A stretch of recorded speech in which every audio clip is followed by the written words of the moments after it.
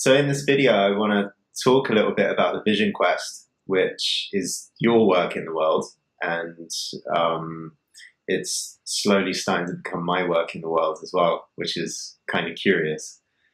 I would love to paint a picture for the guys that are watching this, for the Emirati, and explain in vivid detail what those 4 days and 4 nights on the mountain are actually like. Because it's easy just to say, it's a vision quest, it's a rites of passage. Every every young man should have this adventure in the wild to find, have this mystical experience with his self or his soul, however you want to say it. But I wanna really understand what it actually looks like and feels like to go through, because it's kind of unique, right? 4 days and 4 nights on the side of a mountain. What actually what actually happens out there, and what kind of things go through your mind, and what kind of emotions do you feel? What kind of places do you go to? Well, it's something really magical that's kind of hard to describe in words. But just imagine how often are you really just with yourself, by yourself, without any distractions. So no phone, no internet, no social media, not even a book to read. So it's that time where you're really with yourself. So whatever you have in your mind, in your subconscious, in your psyche is coming up. And this is something I think so unique, especially this day when we're so distracted and always like looking for impulses and excitement from outside. That is a really, really amazing opportunity to go within, be with yourself and becoming comfortable with yourself. And doing that in nature, I think is even more profound, because nature really relaxes your nerves. It brings a lot of calm and clarity. Just being in the energetic environment, the calm, and this really allows you to even go deeper because you can really listen to yourself because it's so quiet. It's really, really an intimate moment with yourself where you feel that oneness with yourself, with your surrounding, because you really allow it to be there. Does that make sense? It does, but I got a bit confused actually when you're talking about nature being a calming thing, because my first sense is like, oh, what if there's a wolf? Oh, what if there's a snake, right? Like, it is going to be, it's pretty rugged terrain out there, right? So I don't know what's there, but I can well imagine spending my first night being like, you know, shit, what creepy crawlies are going to kind of get me? Yeah. No, that's actually the funny thing, and I think that's like a really big fear of most people now because it's unknown to us. Like we might go out into nature to have a hike, and mostly with other people, or we go for a walk with our dogs. But to really be in this rough nature where no one ever comes, just the animals, is kind of like all the alarm bells start going off because Right. I think it's mostly the unknown, like not knowing what will happen there. It's like maybe, if there's a snake or if there's a wild boar, will it attack you? And I think this is something that dissipates within the days that you're there. So the first, at least for my first night when I did my first vision quest, it was something so ingrained in my system that like survival mode that if I would hear, especially at night, if I would hear like a small sound, my heart would just jump and I would be alert. I was like, what is that? And that kind of started dissipating. You start becoming more calm and more comfortable because you realize after a while, like if you had that fright moment for like 10 times, maybe, some people maybe 20, then your system starts realizing, hey, there's actually really nothing to be afraid of. Because, yeah, I've heard tons of little sounds and maybe even, when I was there, my last day, my last night, I actually heard a group of wild boar. But by that time, yeah, I could smell them, I could hear them. And by that time, I was actually excited. I was like, oh my God, they're here. I want to see them. Maybe I can go find them, because the initial fear,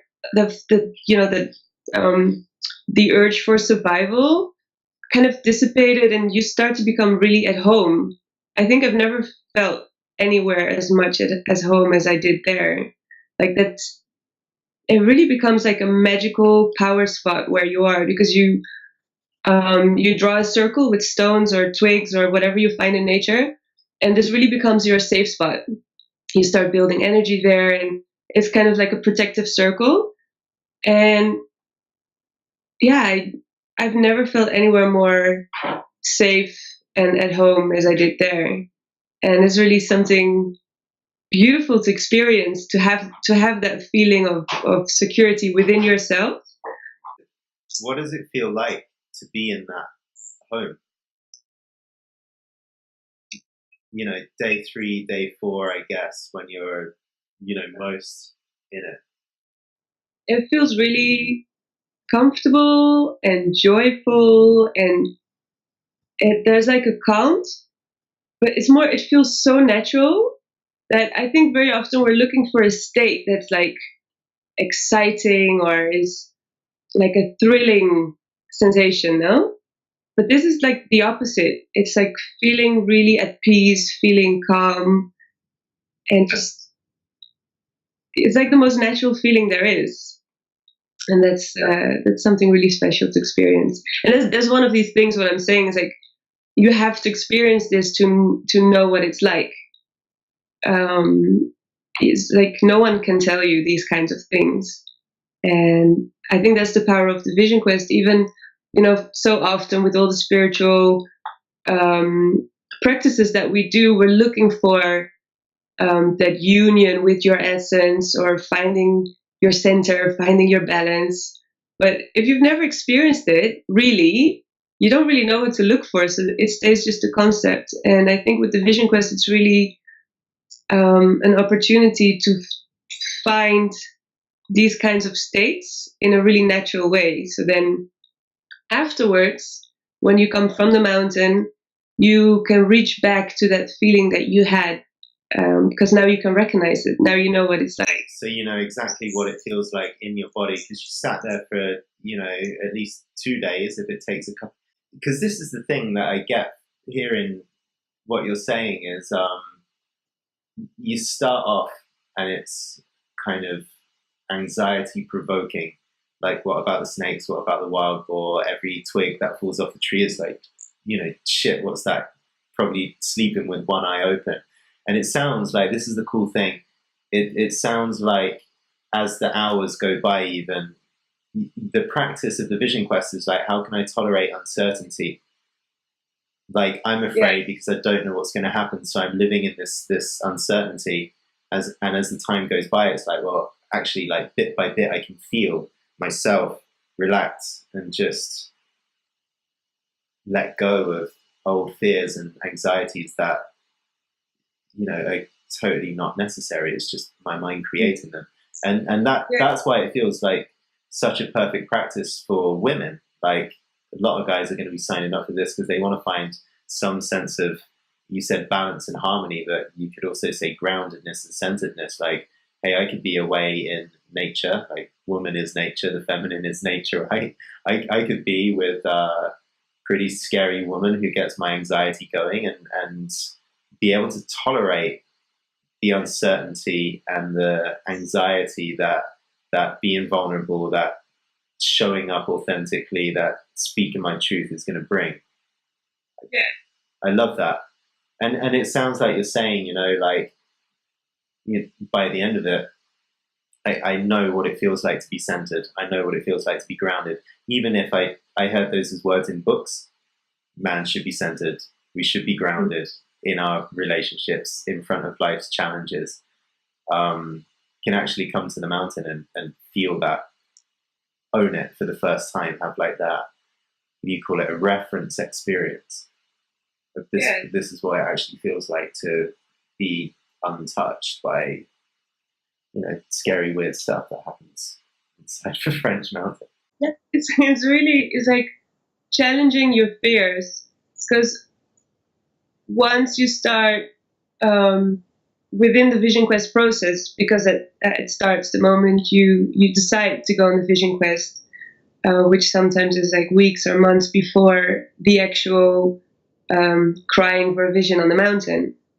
But it's like that whole process before, where already your fears and your deep-rooted patterns and false beliefs about yourself, about others, they start coming up, so you can see them, because these are the shadow parts of ourselves that we've suppressed, but they want to come to the light. And so something within the mechanisms and within the energy of the Vision Quest, this is coming to the light. It's starting to wake up. And so you can start seeing your patterns with women, but also with your purpose, your work, relationships with your family, with yourself. And you can start dissolving them already. So that being on the mountain is really the peak experience. But it's actually an entire process that will also last long after those 4 days and 4 nights. And that's the beautiful thing, is, I guess, as you said, that 4 days and 4 nights is the reference point, because there you'll really find that balance and the clarity, you'll get insights. But I think it's mostly that establishing the connection with your authentic self, with your true self. And then the process continues after you come from the mountain.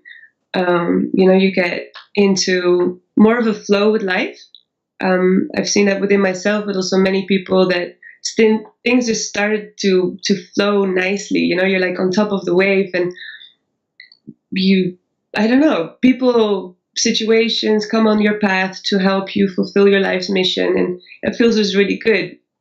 And naturally, sometimes a dip will come that, you kind of feel thrown off balance, or like little tests will come on your way. But because you have that reference point, it's easier to reach back. And also because you've learned within the whole process, especially with the coaching and the practices, you learn how to get back to that reference point, and you will start to grow that base.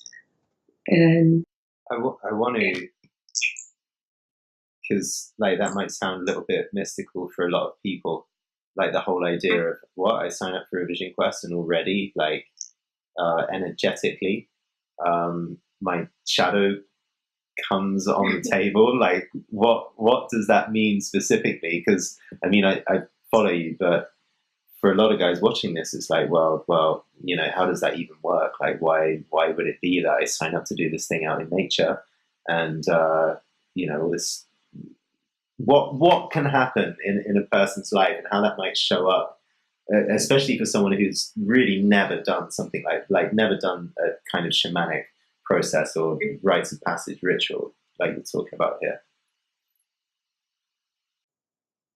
Well, how it works, I don't really know either. It's like, it's something really magical, and I think that's what we need in our day and age, is to believe in the magic, that some things are not explainable, but it still happens, and you'll find out within opportunities that arise to tackle a certain issue, or people that will come on your path and show you something or touch something within you, that will, certain emotions or certain patterns from your past that you've been hiding, it will come up.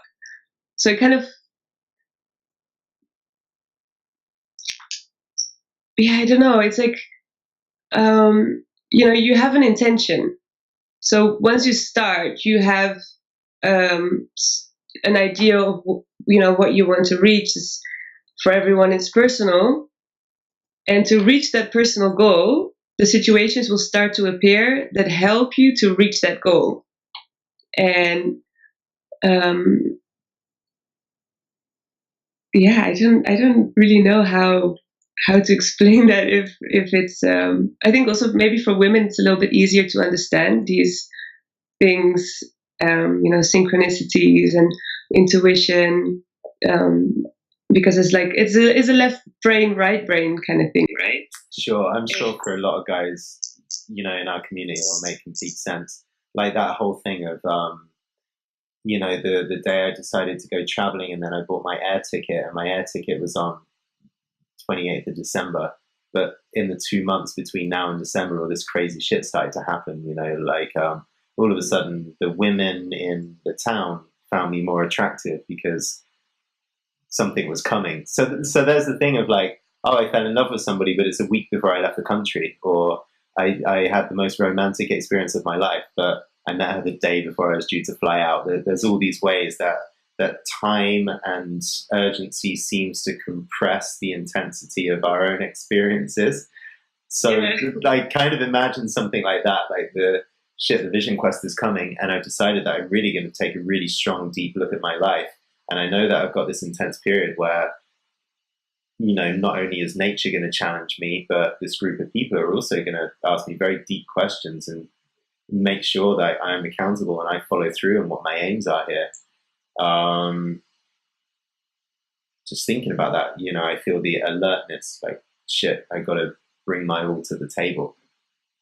I guess that what it is, kind of like a psychic pressure. Yeah. It's like a real commitment that you take for, it's a commitment to yourself, firstly, going like, okay, I see the direction my life has been taking so far. And I actually have a better vision for myself. And I don't know how I'm going to go there, but I want to go there. So I'm stepping up to do something to get there. And once you make that commitment with yourself, it's also a commitment you take with the universe. And I think this is also really about starting to realize that the universe and nature, the divine, or the spirits, it doesn't really matter how you call it. For everyone has a different belief system and different words of choosing how you want to call that, like the magic of life. But it's a commitment, and the universe is there to help you. And this really, the universe will also make itself known to you, and it will show in little symbols, in synchronicities. So for me, for example, I started seeing repetitive numbers, but like every hour.